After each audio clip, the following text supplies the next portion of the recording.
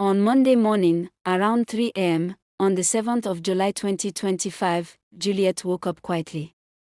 She went straight to the bathroom, took her bath, dressed carefully, and applied her makeup. She dressed like someone attending a very important occasion. When she was done, she sprayed a sweet-smelling perfume on her body. Then Juliet walked into her mother's room to greet her. When her mother, Victoria, saw her, she was surprised and amazed. She looked at Juliet closely and said she had just realized how beautiful her daughter was. Smiling, she asked Juliet where she was going so early in the morning. Juliet smiled back and replied, "I'm going somewhere mysterious." She then told her mother that the dress she was wearing was meant for only 2 occasions in her life, either her wedding day or her burial day. They both laughed. Victoria thought she was joking. She prayed for her, praised her beauty, and watched as Juliet walked out of the room.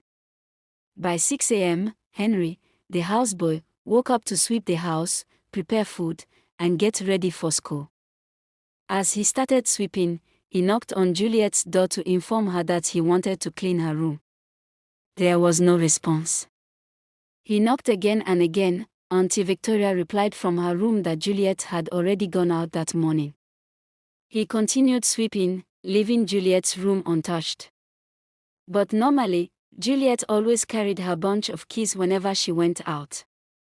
While sweeping the sitting room, Henry noticed Juliet's keys placed neatly on the center table. Alarmed, he ran to Victoria's room and showed her the keys. At that moment, Victoria became suspicious. Victoria stepped out of her room and walked straight to Juliet's door. Her heart was already uneasy, but she didn't know why. She pushed the door open. The moment she entered the room, she stopped. Juliet was lying on the bed. She was fully dressed, as if she had been preparing for something important. Her red corset gown was neat. Her high-heeled shoes were still on her feet. Her makeup was fresh, untouched, and beautiful.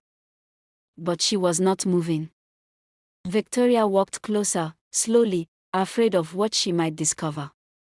She sat on the edge of the bed, right beside her daughter. She stared at Juliet's face. Peaceful. Quiet. Lifeless. Her mind raced. What happened? When did this happen? Why didn't I hear anything? There were no signs. No struggle. No explanation. Victoria did not scream. She did not cry out. She just sat there, frozen, her eyes fixed on her daughter's face, trying to understand something that made no sense. Tears rolled down her cheeks as she sat beside Juliet, her thoughts heavy, her heart breaking in silence. And in that quiet room, surrounded by unanswered questions, Victoria realized that something precious had been taken from her, without warning, and without explanation.